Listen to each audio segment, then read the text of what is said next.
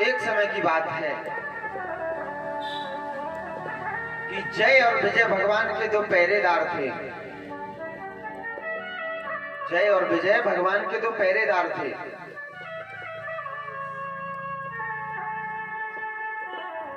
और एक दिन सनकादिक भगवान के दर्शन करने के लिए आते हैं वैकुंठ में। जय और विजय उन्हें रोक देते हैं, कहां जाते हो महात्मा जी, यहीं रुक जाइए, क्योंकि हम पहरेदार हैं, ऐसे थोड़ी आपको अंदर जाने देंगे।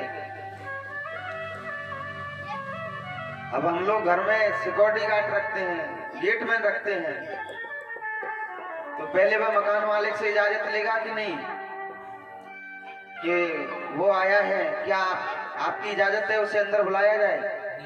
तो अगर मालिक कह देगा अंदर बुला लो तभी तो आने देंगे। अगर हम अपनी मनमानी से सभी को अंदर घुसाते गए तो वो हमें बाहर निकाल देगा नौकरी से। तो जय और विजय बोले, प्रभु आप कहां जाते हो, आप यहीं ठहरिए, पहले हम भगवान से आज्ञा लेकर के आते हैं। इतना सुनते ही महाराज सनकादिकों को क्रोध आ गया। सनकादिकों को क्रोध आ गया तो उन्होंने श्राप दे दिया कि हे जय विजय, तुमने हम जैसे संतों को रोका, हम आपको श्राप देते हैं कि 3 जन्म तक आप भूमि पर और राक्षस बन करके रहोगे। जय और विजय सनकादिकों के चरणों में गिर गए, कहने लगे महाराज हमसे गलती हो गई, क्षमा कर दीजिए, हमें क्षमा कर दीजिए।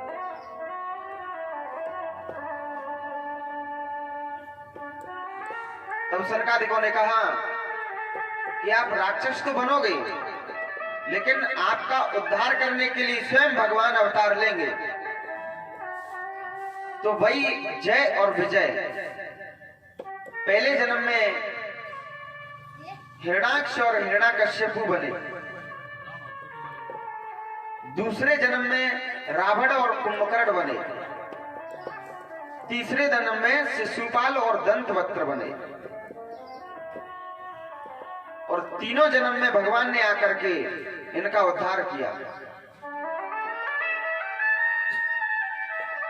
तो परीक्षित जी कहते हैं, गुरुदेव आप हमें हिरणाक्ष और हिरण्याकश्यप के जन्म की कथा सुनाइए, इनका जन्म करण कैसे रहा। सुखदेव जी ने कहा, राजन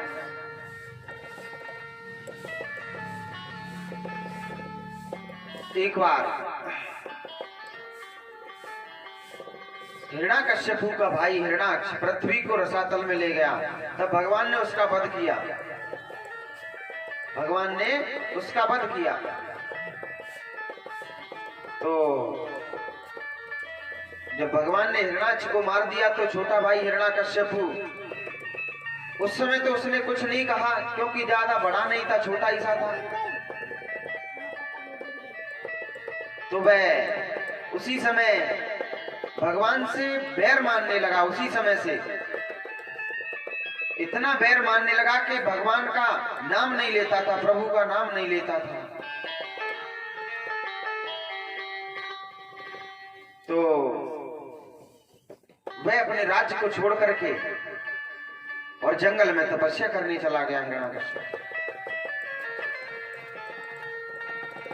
हिरण्याकश्यप जंगल में तपस्या करने के लिए चला गया महाराज। तो अब जंगल में तपस्या करने के लिए चला गया हिरण्याकश्यपु। तो हिरण्याकश्यपु ने इतनी कठिन तपस्या की। देखिए पहली बार तो हिरण्याकश्यपु तपस्या करने के लिए गया, तो जैसे ही तपस्या करने के लिए बैठा, जहाँ पकड़े हो भैया, जैसे ही तपस्या करने के लिए बैठा तो उसी समय एक तोते का जोड़ा बैठा था उस पेड़ पर, जिस पेड़ के नीचे बैठ करके तपस्या करने के लिए आया था। तो वह तोता और मैना आपस में बोल रही हैं कि नारायण नारायण। नारायण का नाम ले रही हैं। तो हिरण्याकश्यप कहता है कि अरे मैं तो तपस्या करने आया था, अब तपस्या मैंने तो चाल प्रारंभ ही नहीं की, ये तो मेरे दुश्मन का नाम ले रही है, अब मैं तपस्या नहीं करूंगा।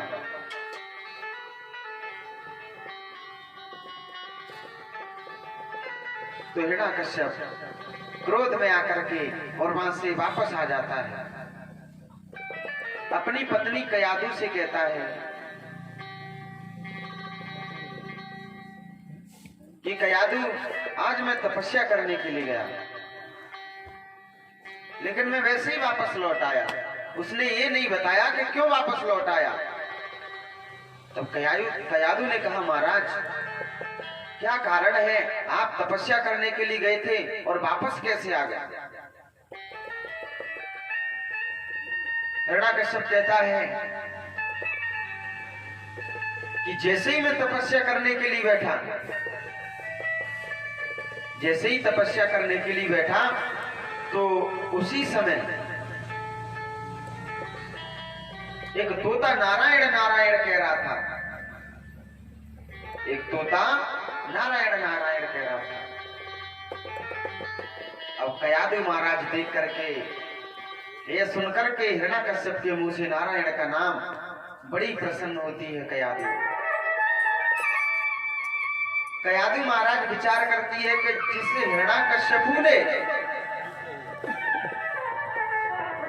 हिरण्याकश्यप ने भगवान का नाम नहीं लिया था, आज तक भगवान का नाम नहीं लिया और सबसे बड़ा दुश्मन मानता था भगवान को, ये आज वही अपनी मुख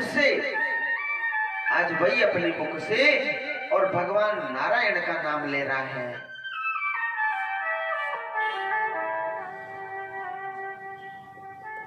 अब महाराज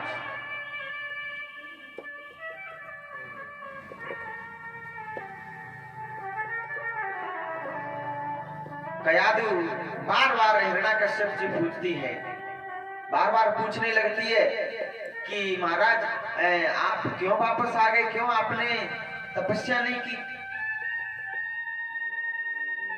हिरण्याकश्यप बोला कि अभी तो बताया था थोड़ी देर पहले। कयादू बोली, महाराज मुझे याद नहीं रहा, एक बार फिर से बता दीजिए। देखिए, कयादू का उद्देश्य है कि हिरण्याकश्यप के मुख से भगवान नारायण का नाम ले पाना। वह चाहती है कि हिरण्याकश्यप भगवान नारायण का नाम ले, जिससे कि इसका उद्धार हो जाए। तो कयादू खाना बना रही है, तब पूछ रही है कि महाराज आप क्यों वापस आ गए, आपने बताया नहीं। कि अभी तो बताया था कि एक तोता नारायण नारायण बोल रहा था। तो थोड़ी देर बाद कयादू फिर पूछती है कि महाराज आप क्यों वापस आ गए? हिरण्याकश्यप फिर बोला कि अभी तो बताया था कि एक तोता नारायण का नाम ले रहा था और नारायण मेरा सबसे बड़ा दुश्मन है। नारायण मेरा सबसे बड़ा दुश्मन है, तो मैं वापस लौट आया। अब जब महाराज, अब कयादू बार बार पूछ रही है, अब इस बार फिर से पूछा। कयादू फिर से पूछती है इस बार। तो अब की बार हिरण्याकश्यप क्रोध में आ जाता है, उससे मैं कहता है कि तुझे समझ नहीं आता, इतनी देर से बता रहा हूं, एक तोता था, जैसे ही मैं तपस्या करने के लिए बैठा तो वह नारायण नारायण बोलने लगा था, इसलिए मैंने तपस्या छोड़ करके वापस आ गया। अब देखिए, इस प्रकार से कयादू ने और हिरण्याकश्यप के मुख से 108 बार भगवान का नाम बुलवाया, 108 बार प्रभु का नाम बुलवाया। तो देखिए, भगवान के नाम को कोई भी जीव, कोई भी व्यक्ति या तो प्रेम से ले या गुस्से में ले, भगवान का नाम लेना चाहिए बस, या तो गुस्से में ले या प्रेम से ले, उससे कुछ फर्क नहीं पड़ता। देखिए, उद्धार का, मुक्ति का एक मार्ग होता है कि भगवान का नाम लेना। अब जिसने अपने जीवन में भगवान का नाम ना लिया हो तो मुक्ति तो बहुत दूर, उसे तो ढंग से मरघट में भी जगह नहीं मिलेगी, शमशान में भी जगह नहीं मिलेगी, जिसने अपने पूरे जीवन में और भगवान का नाम ना लिया हो। तो यह भले ही हिरण्याकश्यप गुस्से में नाम ले रहा है भगवान का, लेकिन नाम तो ले रहा है ना भगवान का। और तुलसीदास जी कहते हैं, कहते भी हैं तुलसीदास जी कि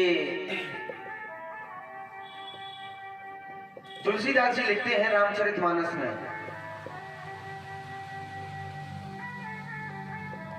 कि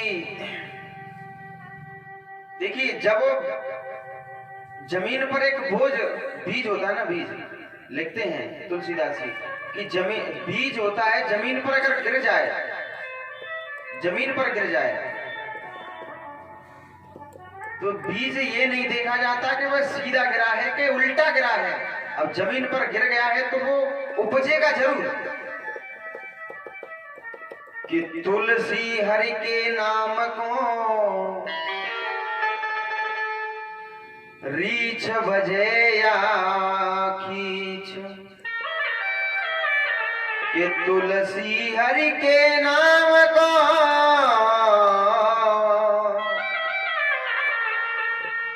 रीछ बजे या खींच, उलटो सूदो उपजिए,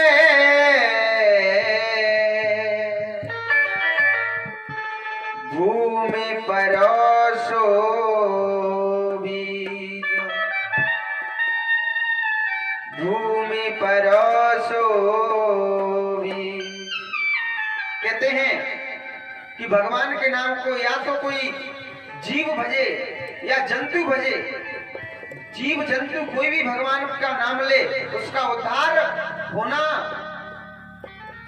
भगवान के नाम से उद्धार अवश्य हो जाता है।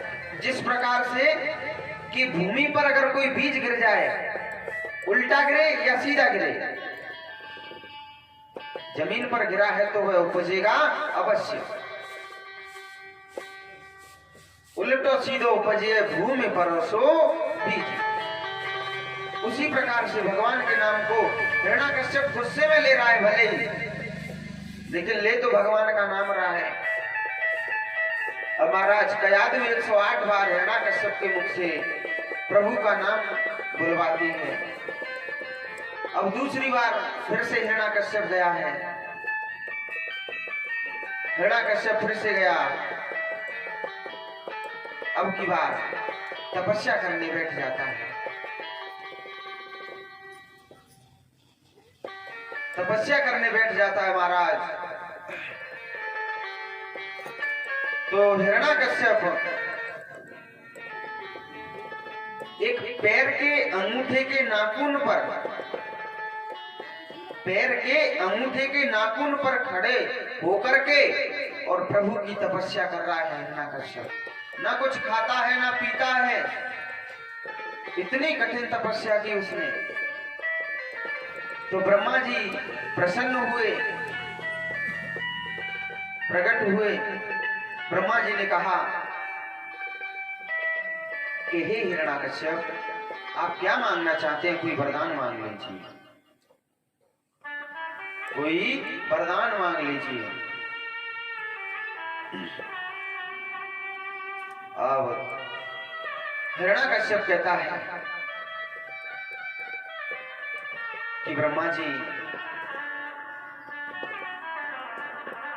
अगर आप मुझे वरदान देने आए हैं तो मुझे वरदान ऐसा दे दीजिए कि मैं अमर हो जाऊं। वरदान मुझे ऐसा चाहिए कि मैं अमर हो जाऊं। ब्रह्मा जी बोले, बेटा क्यों बावरो है रहे, अमर तो हम भी नहीं है, हैं? अमर तो हम भी नहीं है, हमें, हमारी भी आयु 100 वर्ष की है। 100 वर्ष बाद ब्रह्मा जी का समापन। दूसरे ब्रह्मा जी उत्पन्न, जब हम खुद अमर नहीं है तो तुझे कहां से अमर कर सकते हैं? ये वरदान मैं नहीं दे सकता।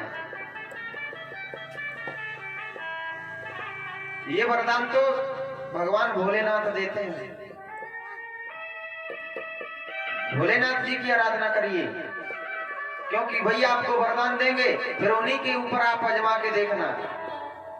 जिस प्रकार भस्मासुर को वरदान दिया था, तो भस्मासुर विचार करता है कि भोले बाबा पहले आजमाइश तो करके देख लें कि ये सच दिया है आपने कि वैसी कह दिया है।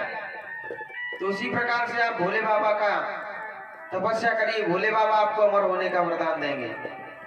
हिरण्याकश्यप सोचता है कि कई हजार वर्षों बाद तो आप आए हो, अगर आप चले गए तो पता नहीं भोले बाबा अब आवे या नहीं आवे। तो ब्रह्मा जी बोले तो कोई और वरदान मांग लीजिए। तब महाराज हिरण्याकश्यप कहता है कि अगर आप कुछ और देना चाहते हैं तो मुझे ऐसा वरदान दीजिए कि जो आपकी बनाई हुई सृष्टि है, आपकी बनाई हुई सृष्टि से मैं ना मरूं। जो भी आपकी सृष्टि बनाई हुई है उस सृष्टि से ना मरूं मैं, ना दिन में मरूं, ना रात में मरूं, ना बाहर मरूं, ना भीतर, ना ऊपर मरूं, ना नीचे, अस्त्र से मरूं, ना शस्त्र से, पुरुष और ना नारी से मरूं, ना जीव से मरूं, ना जंतु से मरूं। अब हिरण्याकश्यप ने ऐसी कोई भी वस्तु नहीं छोड़ी जो कि ब्रह्मा जी के हाथ की बनाई हुई है। हिरण्याकश्यप ने कहा कि प्रभु जितनी भी वस्तु आपने बनाई है उन वस्तुओं से ना मरूं। ब्रह्मा जी बोले तथास्तु, ऐसा ही होगा। अब हिरण्याकश्यप वापस अपने राज्य में आया। महाराज अपने राज्य में आया हिरण्याकश्यप, और जैसे ही राज्य में आया तो यहाँ आकर के पूरे राज्य में सभी से कह दिया कि आज से भगवान नारायण की पूजा बंद। अगर कोई भी हमारे राज्य में भगवान को नाम लेगा, कोई भी भजन पूजा हवन यज्ञ करेगा, तो मैं उसे जीवित नहीं छोड़ूंगा। आज से यहाँ का नए भगवान है, आपके नए भगवान है जिनका नाम है हिरण्याकश्यप भगवान। जैसे आप राम राम करते हो, आज से राम राम बंद। आज से हिरण्याकश्यप चालू। राम राम राधे राधे बंद, हिरण्याकश्यप चालू। हिरण्याकश्यप का नाम लेना है, क्योंकि आपके लिए मैं भगवान हूं। अगर मैंने किसी के मुख से गलती से भी राम का नाम सुन लिया भगवान का, तो मैं उसे जीवित नहीं छोड़ूंगा।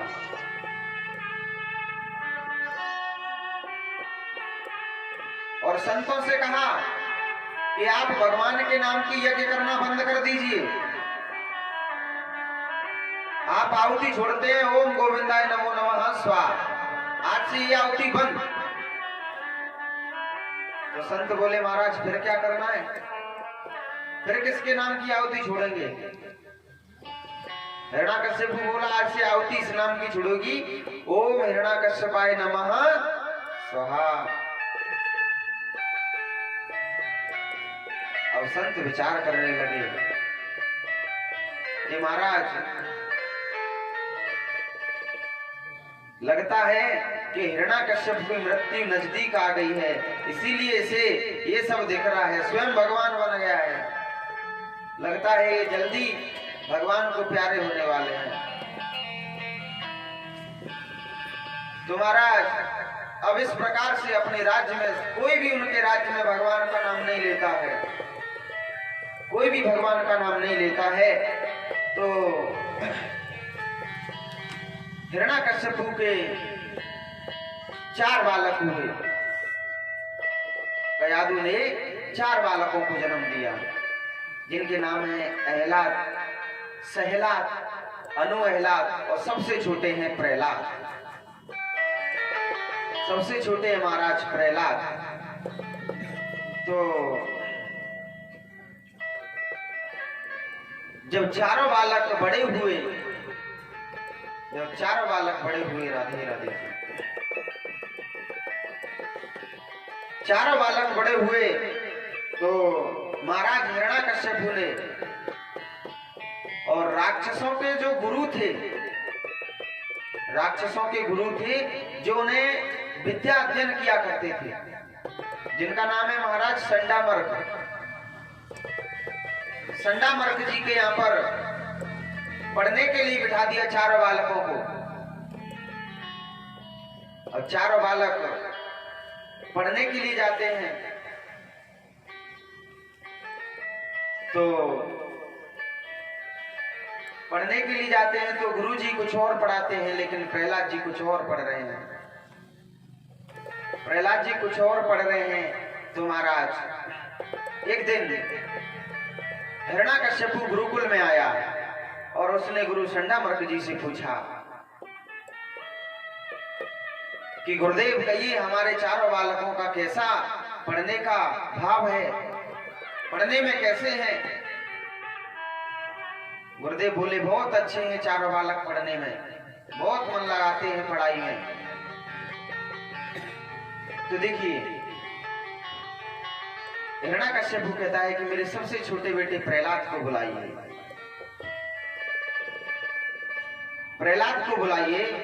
तो प्रहलाद को बुलाया गया। तो हिरण्याकश्यपु प्रहलाद से कहता है बेटा आपने आज तक गुरुकुल में जो कोई भी सबसे अच्छी बात सीखी हो, जो हम राक्षसों का हित करने वाली हो, वह हमें आप बताइए। तो महाराज हिरण्याकश्यपु को बड़ा सुंदर जवाब देते हैं प्रहलाद जी। कहते हैं पिताजी मैं आपको एक सुंदर बात बताऊं। हिरण्याकश्यपु बोला हाँ बेटा बताओ। प्रहलाद जी बोले कि पिताजी इस संसार में सब मोह माया है, कोई किसी का नहीं है। ये भाई बहन माँ बाप सब कहने के रिश्ते हैं। जिस प्रकार से जीव अकेला आया है तो जाएगा भी अकेला ही। ये भाई बहन के रिश्ते तो यहाँ आकर के हम लोग बनाते हैं, भगवान थोड़ी बना करके भेजते हैं। और हे पिताजी सबसे अच्छी बात यह है कि मनुष्य जीवन मिला है हमें, और हमें भगवान का भजन करना चाहिए। और पिताजी मैं तो आपसे भी कहता हूं कि आप भी प्रभु का भजन करिए।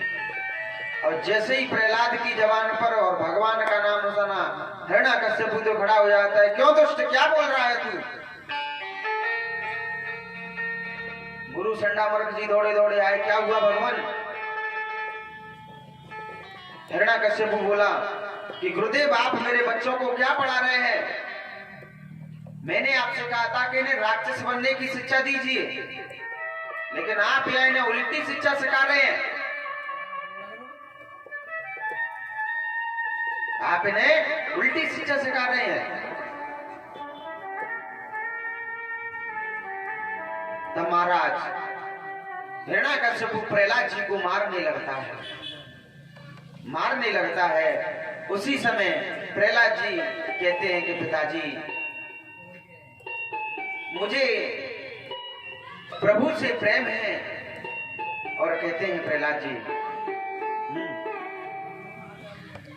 कि मोए राम नाम प्यारो, मोहे राम नाम प्यारो, पिताजी मोए मत मारो। राम नाम प्यारो, पिताजी मोहे मत मारो। राम नाम प्यारो, पिताजी मोहे मत मारो। राम नाम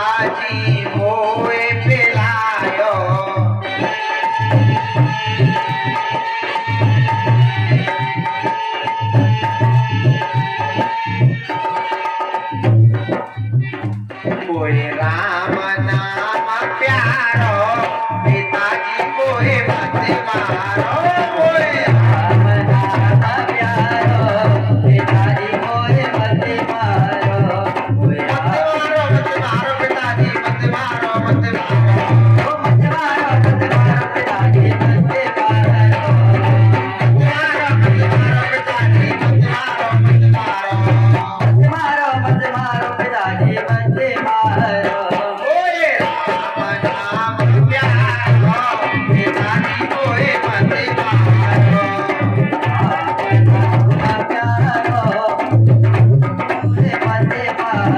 कोई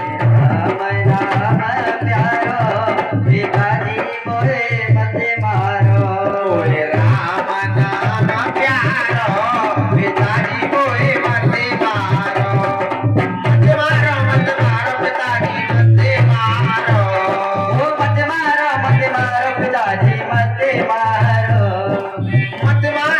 मारो पिताजी मत मारो कोई राम नाम प्यारो पिताजी कोई मत मारो कोई राम नाम प्यारो पिताजी कोई मत मारो कोई राम नाम प्यारो पिताजी कोई मत मारो कोई राम नाम प्यारो पिताजी कोई मत मारो कोई राम नाम प्यारो पिताजी कोई मत मारो।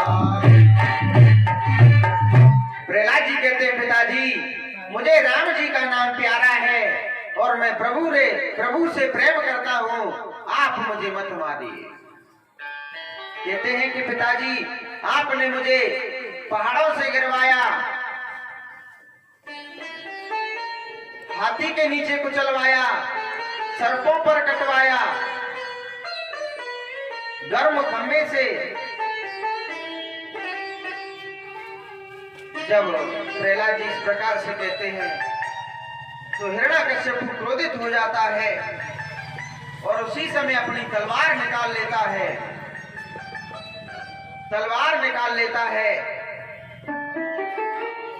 तो महाराज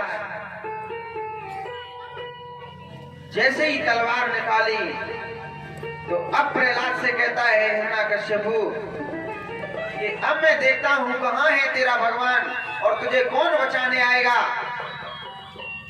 आज मैं तुझे जीवित नहीं छोड़ूंगा। तो महाराज हिरण्याकश्यप जैसे ही अपनी तलवार निकालता है और प्रहलाद जी को मारने के लिए जैसे ही तलवार चलाई तो प्रहलाद जी तो एक साइड हट जाते हैं। पास में ये खम्मा खड़ा था, खम्भे में लगती है तलवार और जैसे ही खम्भे में तलवार लगी खम्मा फट जाता है।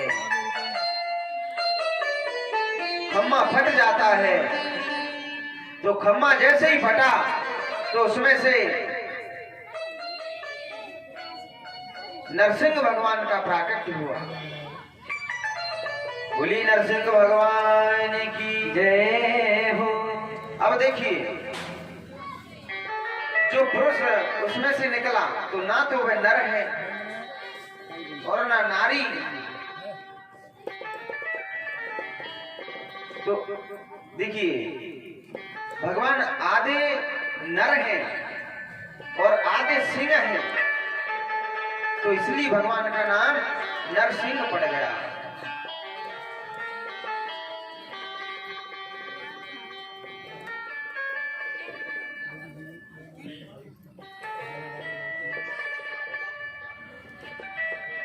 अब महाराज आधे नर हैं आधे सिंह हैं तो इसलिए उनका नाम नरसिंह पड़ गया।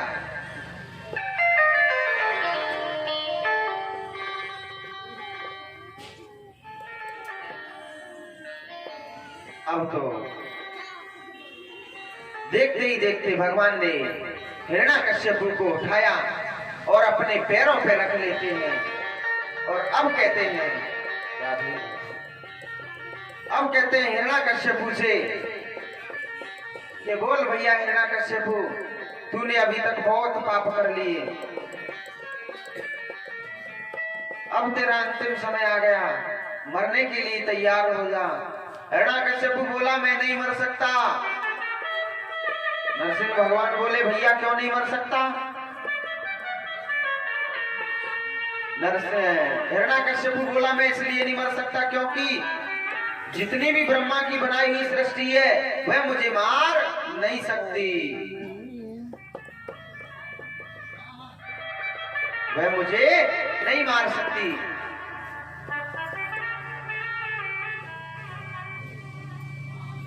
नरसिंह भगवान बोले भैया ब्रह्मा जी की सृष्टि तो आपने क्या क्या मांगा था बताइए। हिरण्याकश्यप बोला कि मैंने कहा ना मैं नर से मरूं और ना नारी से। तो भगवान बोले भैया अब तू ये बता कि तूने कहा था कि ना मैं नर से मरूं और ना नारी से, तो अब तुझे हम कौन दिख रहे हैं? हम नर हैं या नारी हैं? हिरण्याकश्यप बोला कि प्रभु ना तो आप पूरी तरह नर हो और ना पूरी तरह जानवर हो। तो भगवान बोले अब तो मर सकता है। हिरण्याकश्यप बोला प्रभु मैं फिर भी नहीं मर सकता। कि भाई क्यों नहीं मर सकता? हिरण्याकश्यप बोला कि मैंने कहा ना मैं अस्त्र से मरूं ना शस्त्र से। तो नरसिंह भगवान ने अपने बड़े बड़े नाखून दिखाए, शेर जैसे बड़े बड़े नाखून, और हिरण्याकश्यप को दिखाया भैया देखना ये अस्त्र हैं या शस्त्र हैं। हिरण्याकश्यप बोला ना तो ये अस्त्र है और ना शस्त्र है। भगवान बोले अब तो मर सकता है कि नहीं? अभी भी नहीं मर सकता। कि क्यों नहीं मर सकता भाई? कि मैंने कहा था ना 12 महीनों में मरूं मैं और ना दिन में मरूं और ना रात में मरूं। भगवान बोले भैया अभी ये कौन सा महीना चल रहा है? 12 महीने तो निकल गए, ये हमने आपके लिए स्पेशल लौन का महीना निकाला है, 13वां लौन का महीना निकाला है। और अभी आप देखो दिन है या रात है? हिरण्याकश्यप बोला महाराज ना तो 12 महीने हैं, 13वां महीना चल रहा है लौन का, ना दिन है ना रात है, ना दिन है और ना रात है। देखिए जब गर्मियां पड़ती हैं, गर्मियों की ऋतु आती है तो आपने देखा होगा कि कभी धूप उधर चली जाती है, कभी धूप इधर आ जाती है, कभी इधर छांव आ जाती है, कभी उधर धूप चली जाती है। ऐसा देखा होगा आपने। तो उसी समय ऐसा ही समय था, कभी धूप आ जाती कभी छांव आ जाती। तो हिरण्याकश्यप बोला महाराज ना तो दिन दिखाई पड़ रहा है ना रात दिखाई पड़ रही है। अब भगवान बोले अब तो मर सकते हो। उसी समय भगवान ने अपने नाखून उठाए और हिरण्याकश्यप को बीच में से चीर दिया। बोली नरसिंह भगवान की जय हो। आज भगवान ने नरसिंह का रूप धारण करके हिरण्याकश्यप का वध किया और प्रहलाद जी को अपने पास बुलाया, गोदी में बिठाया और प्रहलाद जी से कहा बेटा अब आप कुछ मांग लीजिए वरदान में। प्रहलाद जी कहते हैं कि प्रभु मुझे कुछ नहीं चाहिए, मुझे आपका आशीर्वाद चाहिए बस। मैं तो ये चाहता हूं कि मेरे पिताजी जो थे वह राक्षस थे, मेरे पिताजी राक्षस थे। तो प्रभु जब मेरे पिताजी राक्षस हैं तो उन्होंने कभी आपका नाम नहीं लिया, और हे प्रभु जो आपकी शरण में नहीं आता, आपका नाम नहीं लेता, उसे नरक में जाना पड़ता है, ऐसा मैंने सुना है। तो क्या मेरे पिताजी को नरक में जाना पड़ेगा? भगवान बोले कि अरे प्रहलाद कैसी बात करते हो। प्रहलाद जी बोले कि प्रभु मैं आपसे यही मांगना चाहता हूं कि जैसे भी थे अच्छे या बुरे, लेकिन वो मेरे पिता थे, वह नरक में ना जाएं। उन्हें आप अपने श्री चरणों में स्थान दें, यही मांगना चाहता हूं मैं आपसे। तो महाराज भगवान बोले, बेटा प्रहलाद, जो व्यक्ति जिस घर में और एक भगवान का भक्त हो जाए, जिस घर में भगवान का एक भक्त हो जाए, तो उस भगवान के भक्त की वजह से 7 पीढ़ियों का उद्धार वैसे ही हो जाता है। 7 पीढ़ियों का उद्धार वैसे ही हो जाता है, फिर वो भगवान का नाम ले या ना ले। और हे प्रहलाद जी, आप अपने पिता की बात करते हो, आपकी तो 7 पीढ़ियों तक और मेरे धाम में आएंगी। आपके बच्चे, बच्चों के बच्चे, बच्चों के बच्चे मेरे यहां आएंगे। तो आज भगवान आशीर्वाद दे करके और यह उपदेश दे करके हिरण्याकश्यपु के सिंहासन के नीचे अंतर ध्यान हो जाते हैं और राज सिंहासन पर बिठा दिया प्रहलाद दास जी को। प्रहलाद जी को बिठा दिया राज सिंहासन पर। तो देखिए भगवान राज सिंहासन के लिए इसलिए अंतर ध्यान हुए थे क्योंकि महाराज कोई आगे चल करके प्रहलाद जी के कुल में कोई राक्षस पैदा ना हो।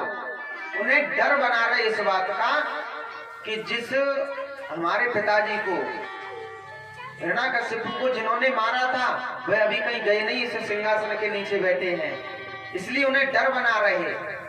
तो उस डर से आगे तुम्हारे कुल में कोई भी राक्षस पैदा न हो। तो देखिए इन्हीं के वंश में, प्रहलाद जी के वंश में आगे चल के राजा बलि एवं अन्य पीढ़ियां बहुत सी